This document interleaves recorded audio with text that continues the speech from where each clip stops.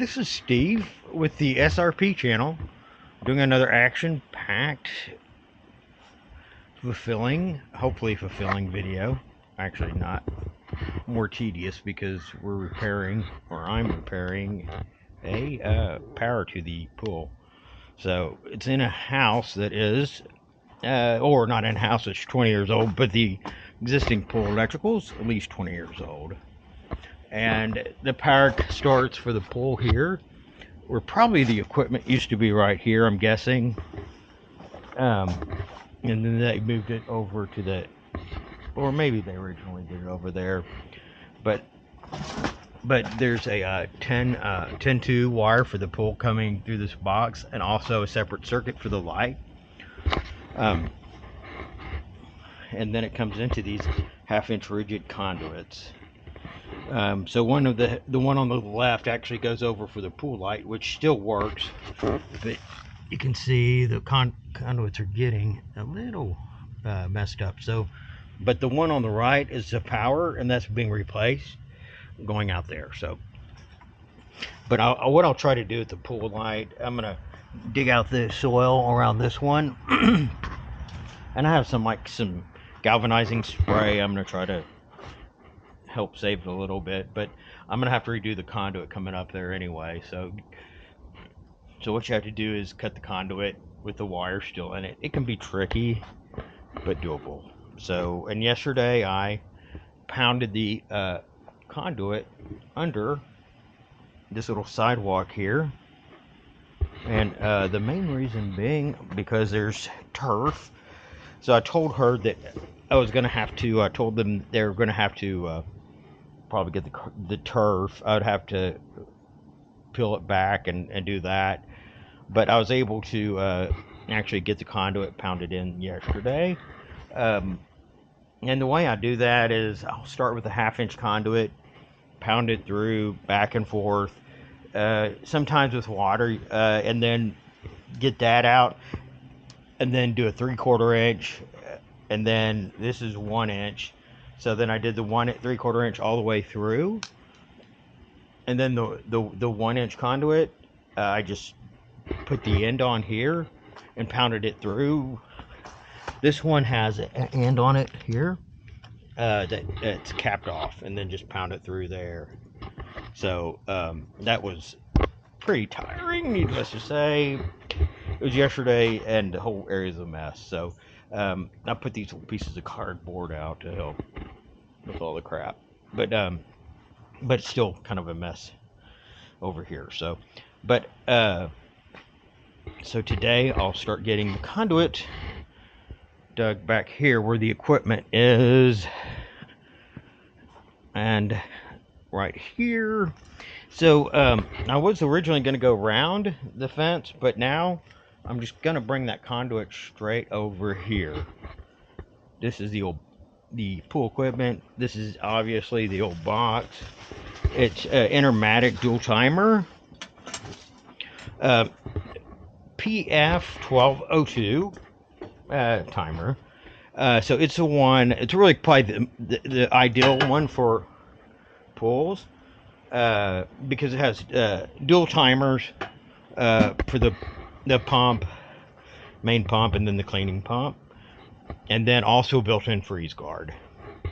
So that is always a good thing. But so that is it. And I have it bent back here because of my conduit, and this, I don't know what I'm going to do with this. I don't want this conduit going across here. This is the chlorinating system. I'll probably move it over closer here, but yeah, you don't want the conduit here. You don't want it hanging like that. So I'll redo that also, and then I'm going to check all the grounds. This is 8-gauge solid wire. That's usually what goes through and then grounds out all the pieces of equipment. I'll check and make sure that's intact. I'll actually ohm it out, make sure it's hooked up, and then I'll check all the connections on the equipment, make sure they're good. That's very important to bond all your equipment here. You can see, so here's an old one here probably one of the pumps, and then somebody added that when they did the pump and just left that one. So that's what you want to check, is that these are all tight and taut. That one actually has not an approved grounding. So this one here I'll redo. So what they did here, this line here should not ever be spliced like that. That should be one continuous run. See, I just pulled that right out. That probably would not protect any faults in this pump. And these so I'm gonna probably end up rerunning the ground. The grounds for these are really important. If they have any fault currents in them, this ground basically will make the current spike up real high, trip the breaker, cutting power, which is kind of the idea of it. So if so the current just doesn't stay in the unit itself, and then somebody walks by it and gets fried real bad. So, but the one I did here was I have a for the pole mount is a piece of 2-inch rigid conduit, electrical conduit, threaded here on top. I'm gonna actually get a little cap for this, to keep to close the top. But I have that piece there, and I use this. I figured, hey, this would be perfect. Just a piece of electrical conduit, and set it in concrete yesterday, and that seems to work. That's not going to go anywhere. I got a 50-pound bag of concrete, so I just got to dig all the way to it here today. So this is what I'm talking about. This is really let you know. So this was the 1/2-inch conduit. When they run these, they would use rigid, not EMT. But look, that's what happens to it. It just dissolves, and then one of these just broke in the ground, and that's usually what happens. Sometimes you can splice onto these, but the conductor itself wasn't getting full power. So, but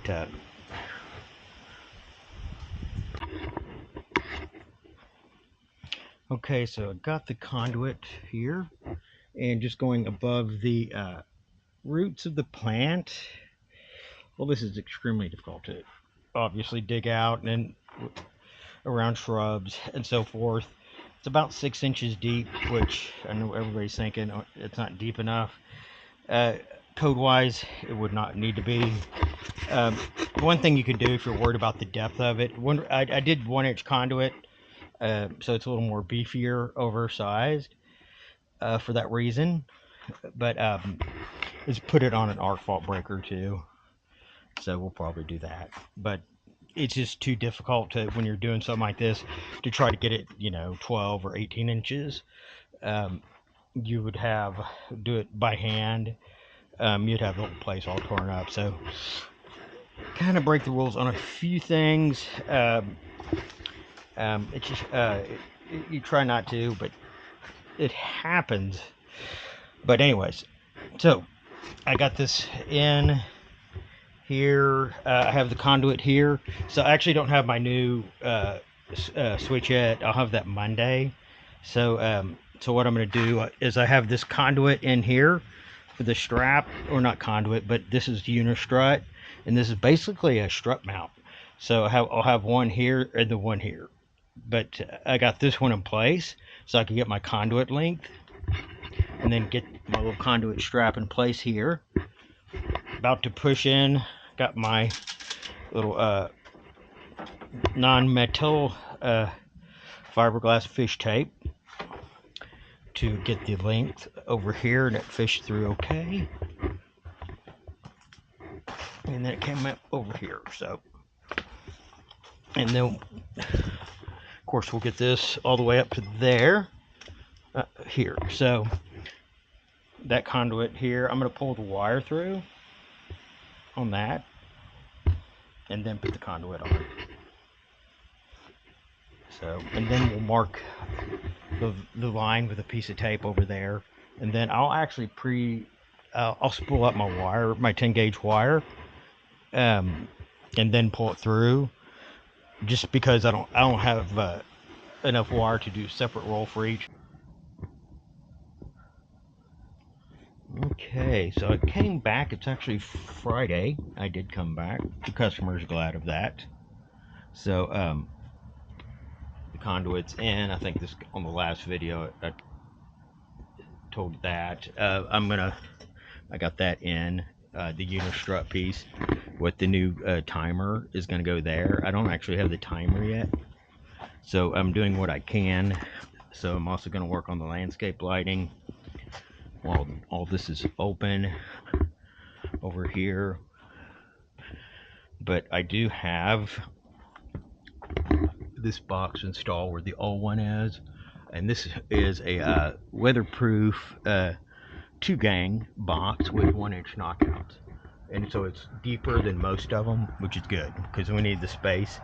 So, and what I decided to do was actually, this is the conduit that I thought I was going to remove, because a lot of times what I'll do is actually cut the conduit as far down as you can with we have some meat on it, but it's actually it actually was in worse condition than I anticipated. So I kept it there, and so because I think if I tried to cut it, it would move it around too much. It's kind of a judgment call every time. So what I ended up doing, kept it. I cleaned the conduit, and then actually got a little scraper and scraped off what I could, and then sprayed it with that the little spray that has all the electrolytes. The spray paint that has electrolytes in it, because electrolytes are good. But it's the special paint that for conduit, zinc plating. It's a zinc paint. I'm sure it has electrolytes too. But so anyways, it is the morning time. It is 40 degrees. Did I mention that? It's 40 degrees out. So I got everything caulked in there real nice. This is the GFI for the pool light, and I decided to actually put the switch, the disconnect switch for the pool here. So that'll shut power off, because I had this 2-gang box that I needed to have a 2-gang there, so for space. So that's the GFI, as I said, for the pool. That feeds the conduit to the box over there, and then I'll install. I have a 30 amp switch. I should have that out.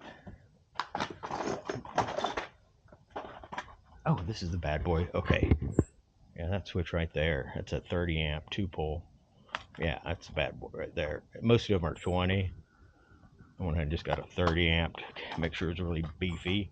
So, but this conduit goes for the pool, goes over to this box over here. And this is a real typical situation for lighting. And so I haven't opened this box up. I'll check it. I'll make sure it's bonded, meaning the ground is bonded to the box. That's one of the more important things with these. Hopefully electricians did it. And I'll also put a new cover on with screws, because these metal screws will rust. So a fresh cover, and I like to try to use stainless steel screws. So this conduit on the right is the steel, the rigid steel conduit on the right. You can tell by the color. Now what's going to the pool would be the brass. That's usually a brass rigid conduit for pool lighting. Sometimes they made them copper, but they're good corrosive resistant. So those usually last forever, and they're threaded in the bottom there, so it's difficult to replace the box if you need to.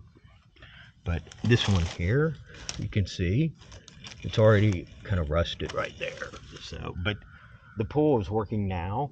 I'm going to check it as far as the ground that, but the pool light's working. So until it goes out, I wouldn't do anything with this box. It's the original incandescent light. That's off so you can't see it. I had it on the other day to test it. So yeah, you can't see it, but it is in there.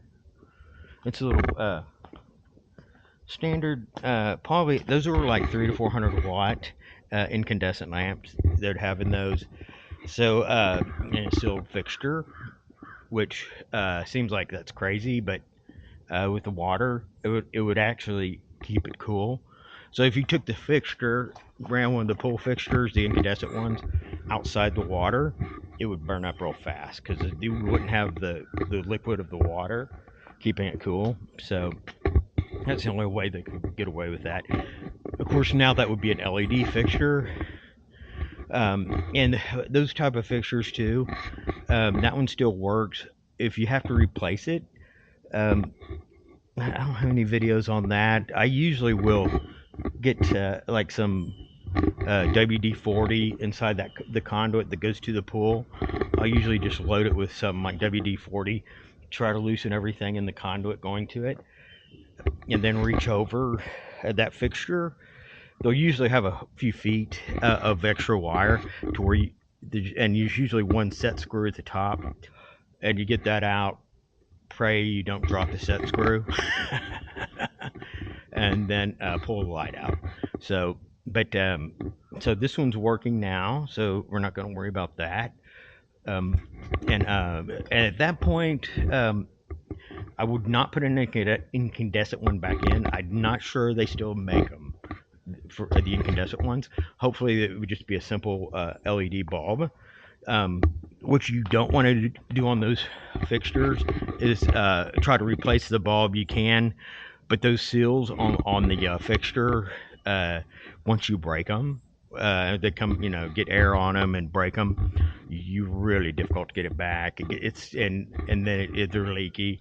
So they're really not worth trying to relamp or put a new bulb in. It's very futile effort.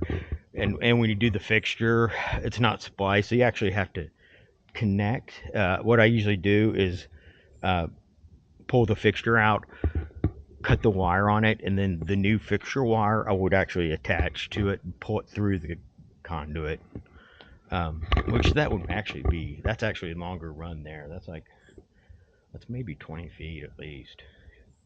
So, but I hope any of this is making sense, but it's really nice out. Did I mention it's 40 degrees out? They had this pool redone too. Yeah, so when they redid the pool, they didn't do the light. Which is kind of sometimes the case. Now they do have the LED ones that have like an RGB one, and you can do multicolor on that, and they're pretty expensive. They're at least $500. The old incandescent fixture, I remember the pool lights. Gosh, I want to say $200 to $300 for an old one of the older ones, and about twice that for an LED. But it's not just a fixture with an LED bulb. It's usually an integrated smart system that you can have like a little controller on, which, that's fine, I guess. If you want to mess with the RGB and colors, I guess that's pretty cool to make your pool different colors. But, when you do that, you have something else that can potentially fail. So if you just have an LED fixture with an LED bulb, that's going to be at least 20 years of life out of the fixture. If it's one with the integrated electronics, 5 years maybe. But anyways, that's just for what that's worth. So and also too, this is the a fully manual pool. It doesn't have the Pentair pool automation. Some of those will have the LED lighting in them too. Controls.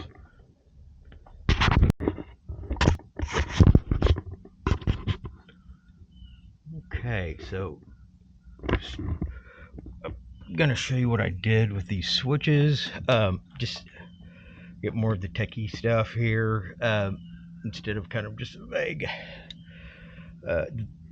electrical video. So I pigtailed before. This had a stranded and solid wire going into the load side of the GFCI on each one of them. I know you shouldn't put stranded and hard wire under one little terminal there because they don't torque down the same. But I like to just have one wire there regardless. So I did these little pigtails here, and these are ideal little push terminal connectors. I like those. Those and the Wago are good, but I got those torqued down. Of course, the grounds for each. I like to try to use not bare ground when you're bonding these, because when things fold up in here, there's a lot of places for it to short out.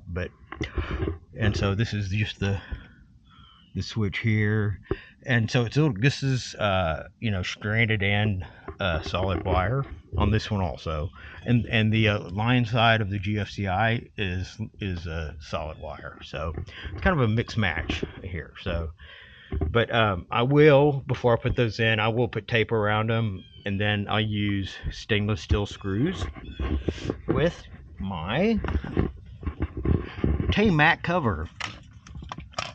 I actually love these covers. This is it right here. These things are great.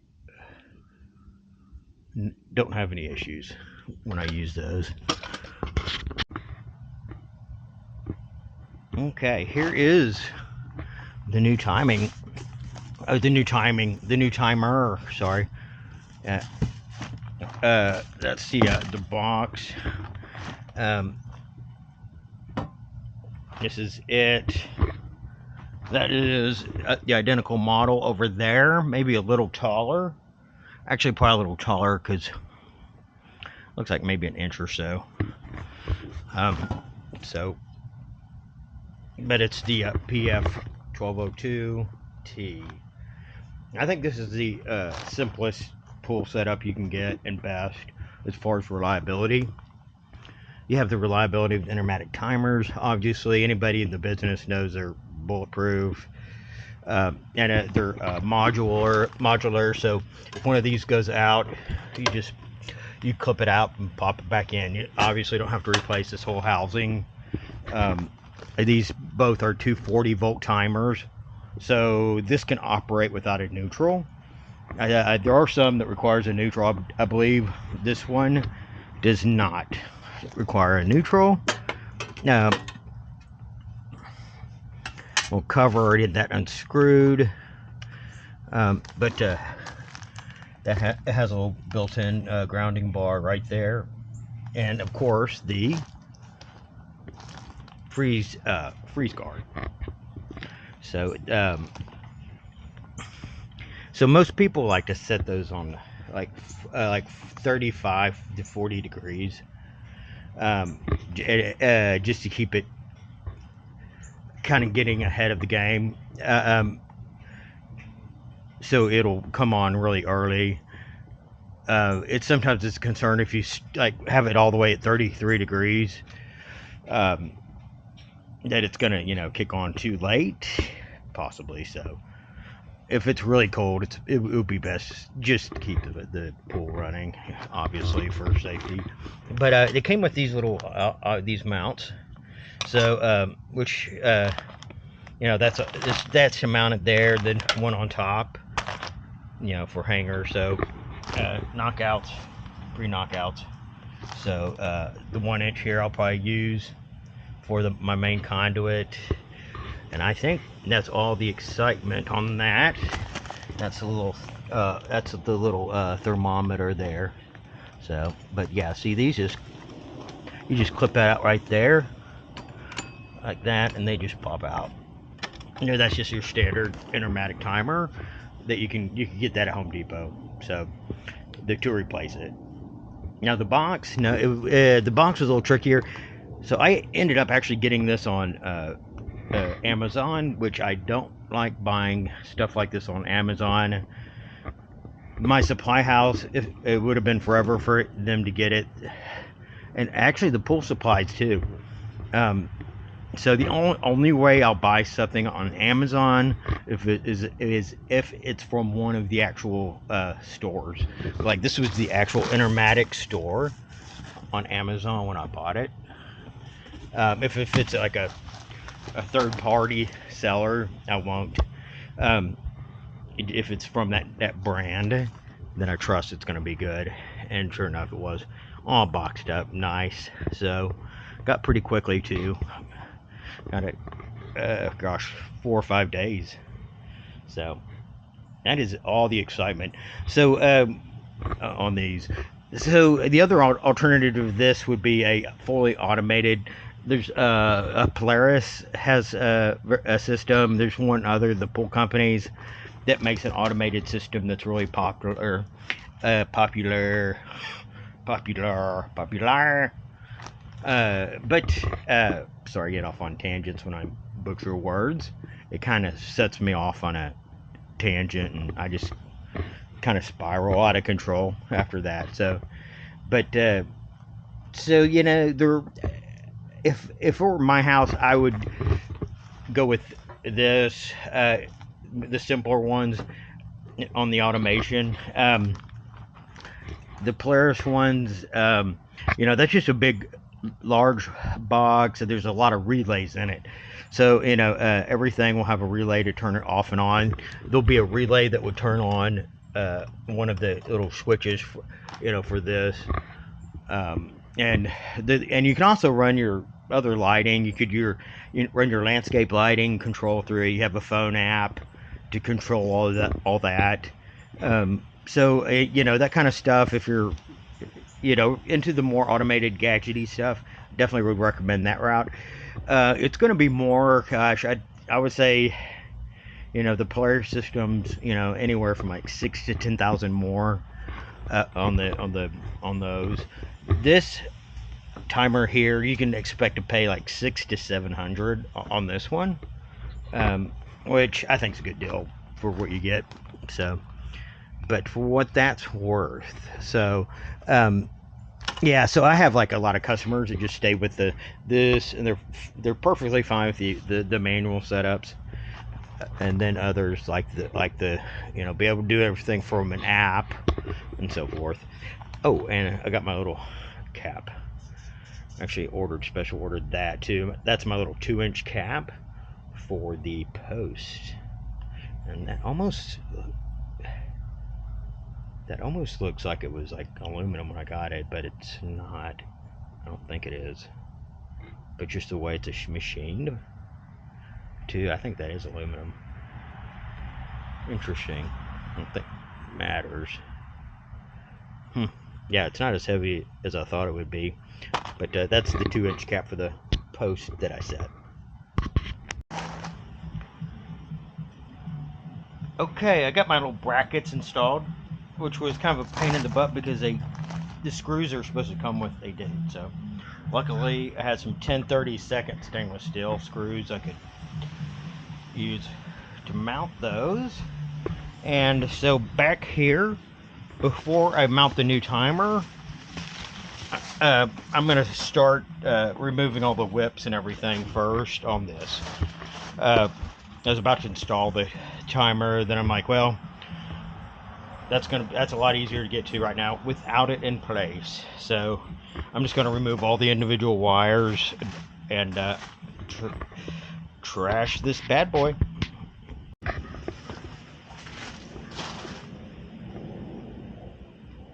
Okay, I hope the light's good on this. I got one light back here. It's overcast, or not over. Actually, it is overcast, and I'm in the shade. So, but I got the box in here using the 1-inch knockout that came with it, and then these worked out real good and well. So I actually used these little 1/4-inch unistrut nuts. Unistrut nuts, I think is what they're called. But that like 1/4-inch, I think is probably the smallest size it comes in. And there's like 5/16, 3/8, so forth. But then I used 1/4-inch stainless steel screws that went all the way through. here, you can kind of see here and here. And then I still have, and I painted actually the top here before I went to lunch at Chick-fil-A. I had to say Chick-fil-A. I did spray some of that special spray paint on there. When I've seen rust on this kind of stuff, it usually seems like it's starting on the threads up here. But then I'm also going to start moving the little deal that puts fluoride into the pool. It's not fluoride. What's that word? I'm going to call it fluoride for now. But anyways, so it's all over here, kind of with the conduit hanging. I'm going to relocate it onto that stud. That is what's going on.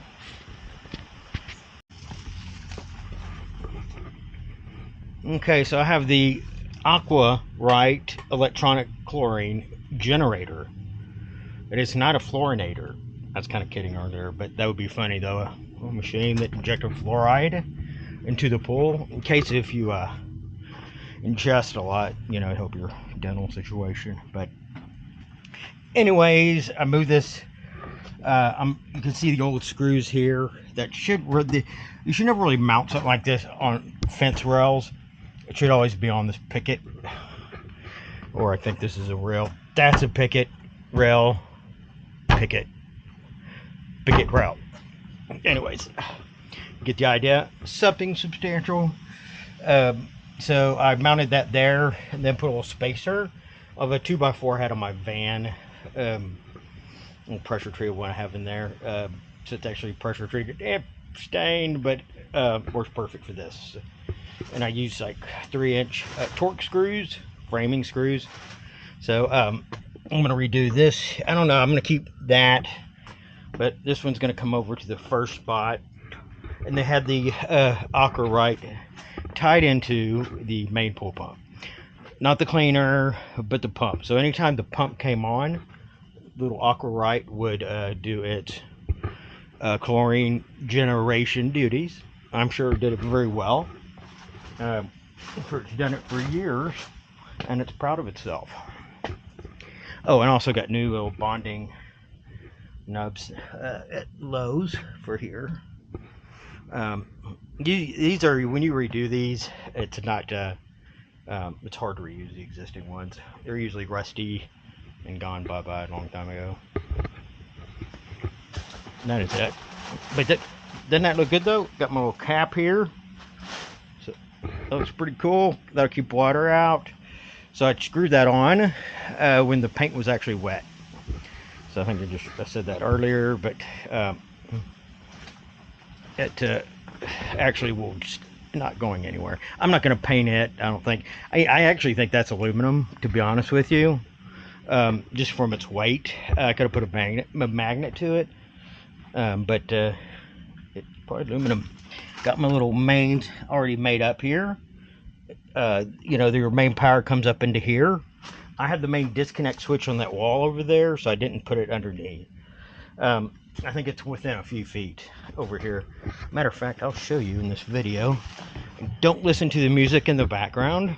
Don't pay any attention to that.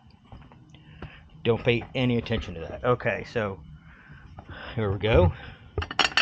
This is our pull disconnect off on here. So, and then that's the GFI for the pool. Got it in this nice new housing. I already covered that in the other part of the video. Caulked around here real good and well. And then I got my favorite Tape-Mac covers. I love these metal covers. You do that ever, and it just falls down in place where you need it.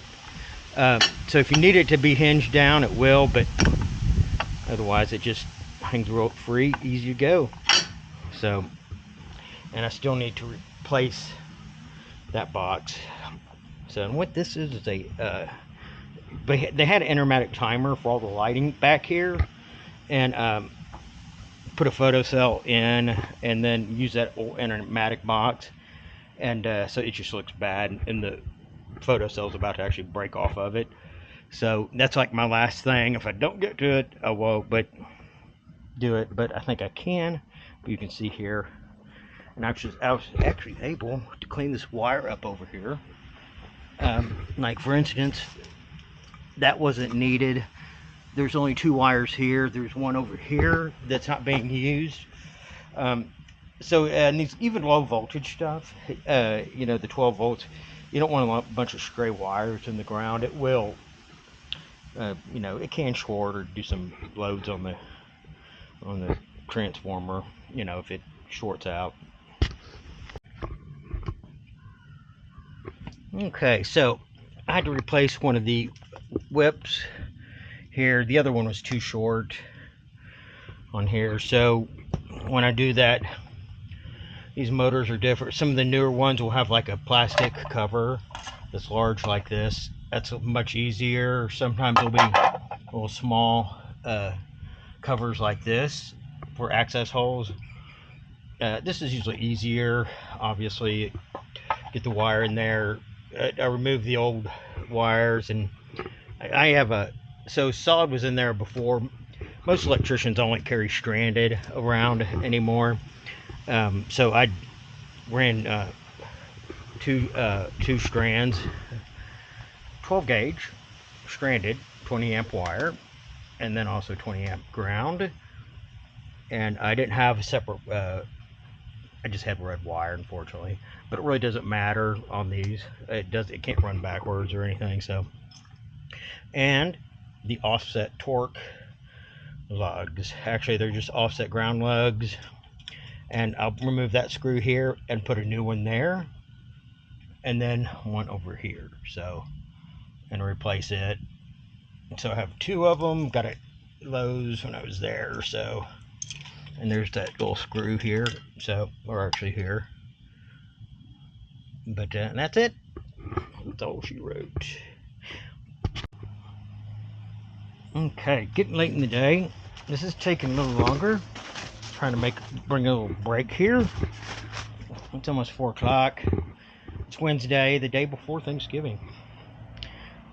But just trying to get this in. So what took longer here is I ran a new conduit here for the chlorinator, and that way that will be in the ground and not a trip hazard on that. So, and as far as seal type being rated for direct burial, a whip like this, I usually try to just get away with it, break the rules just a little bit. But so I got this other unistrut in here to match the other one, so I could get my little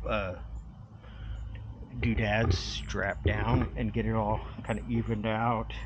Got my grounds ran, and so I got the existing ground line here, which you got to be careful.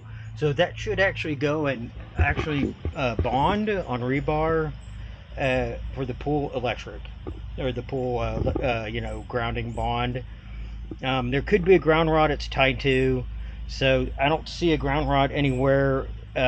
So I'm gonna suggest that to the customer, is adding a ground rod just for additional grounding out here. It's always good. So, but then I have all this is bonded here to my ground bar. Brought this one up here. Before it was on a little oh gosh, like a little lug outside the deal, and it kind of double lugged with the other one. So you really don't want to do it that way. You really want it to come to the grounding point inside. But I do have it come on over here, and then passing through to the from the main pump here, and then to the cleaning pump. So yeah, you want to make sure it's a continuous piece. You don't want to splice the grounding jumpers on those, and that is 8 gauge solid wire is what's required on that. So I'm getting tired. Voice getting tired. I'll get this all wrapped up.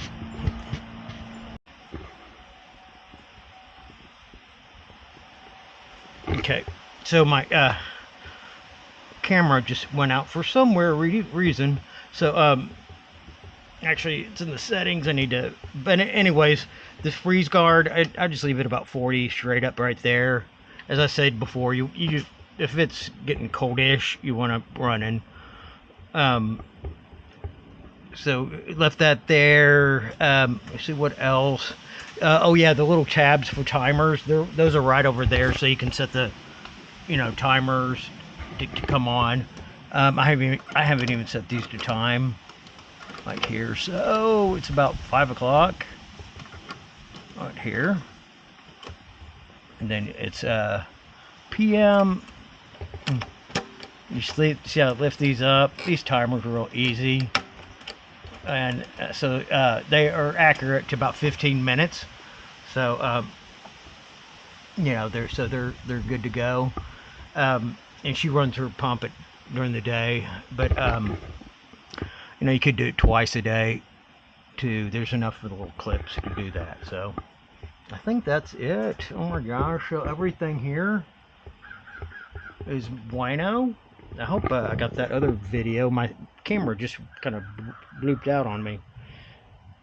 So I will get this back on too. I explained on that, but obviously this not going to be covered up. So, but I think that's it. I hope this video was helpful on what's all involved in older pools. So in trying to just deal with some of the old stuff. And I've actually dealt with pools that are actually much older than this. This is actually kind of newish compared to what some of the ones I work on.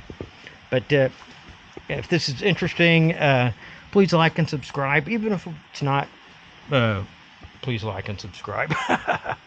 Just kidding. So, but anyways, I'm about to go have drive home in the traffic. Hopefully it's not bad. Thanksgiving's tomorrow. It's a brusky, oh gosh, it's what, 75, 80 degrees here in North Texas. Gotta love it. But